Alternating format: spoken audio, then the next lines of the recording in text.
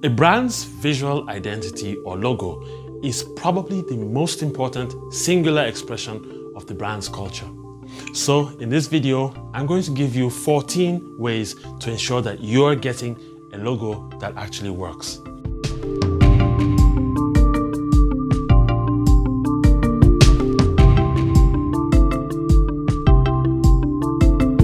Hi, what's up? My name is Chubike Royago and you are absolutely welcome to this video. This is the first one I'm making in 2022 and I'm super excited to have something new to share with you.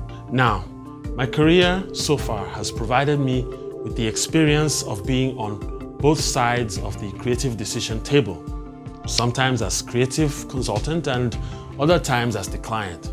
And it has helped me recognize a few little things that can help a business strengthen the expression of its culture.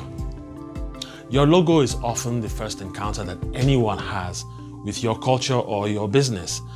And though some smaller businesses take it for granted, some of the world's most successful brands have been able to credit some of their success to the seriousness they attach to the icon of their culture.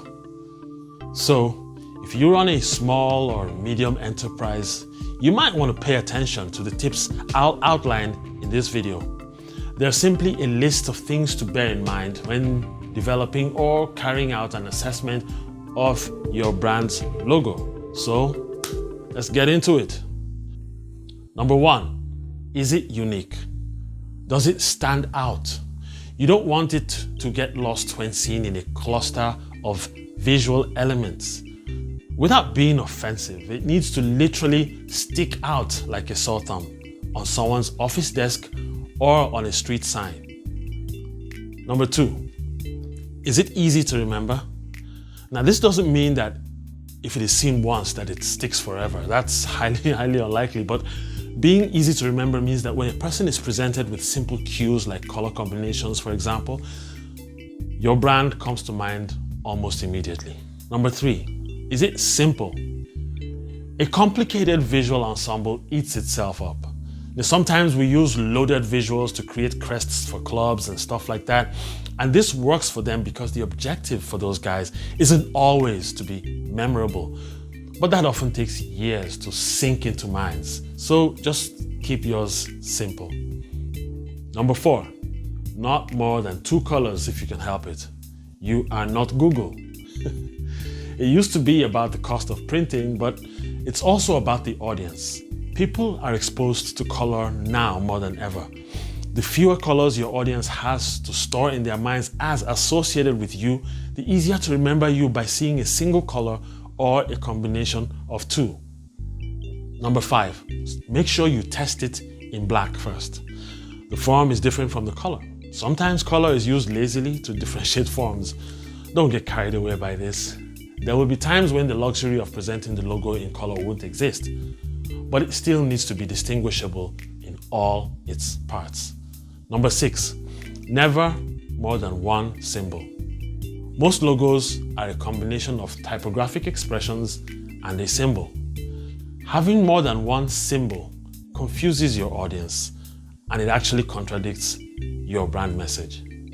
Number 7, do not include LTD or PLC, that's limited, or PLC or LLC or whatever applies in your country.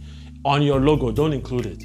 A brand's visual identity isn't a legal document, it's a culture icon, and nobody's culture has PLC appended to it. And please, don't include it in your website URL. Number 8, don't use an acronym that includes the L of limited in it. Like using CRAL for Chubike Royago Limited, thereby having your audience conveniently refer to your brand as CRAL. What if you go public? Will you then change it to CRAP, forcing your audience to start referring to your brand as crap? Yeah, you saw that. I mean, it happens. Number 9, always confirm the availability of suitable URLs before you even go for a brand name. However, if you're past that stage already, at least find a way to correlate the logo type and the URL. They are a low-cost cross-sell of each other. Your logos should make it easy for anyone who has seen it to remember your website address. Number 10, make sure there's a version of the logo that fills up horizontal spaces and a version that fills up vertical spaces. We live in an age of profile pics and favicons. Your logo is destined to be displayed on so many variations of platforms and mediums, so make something that works on all of them. Number 11, shrink test it. If the elements are not distinguishable when shrunk to a certain size, your logo is too busy. A common practice is to have a compact version for miniature renditions, especially on screen, as well as a regular version. Number 12, will it monogram without becoming a mess?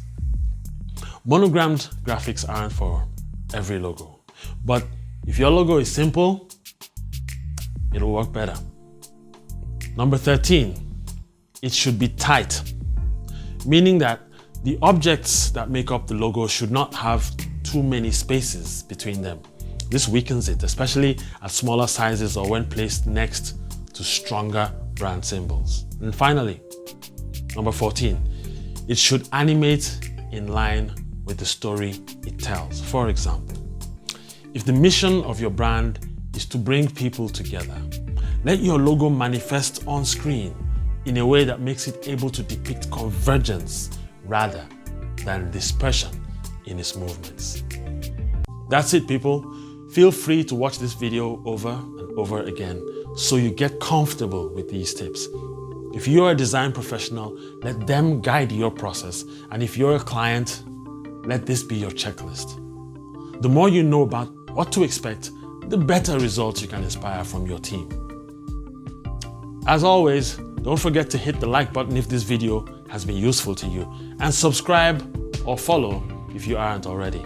And remember, if you're not creating something, at least create an atmosphere that makes creativity possible for someone else. I'll see you in the next video.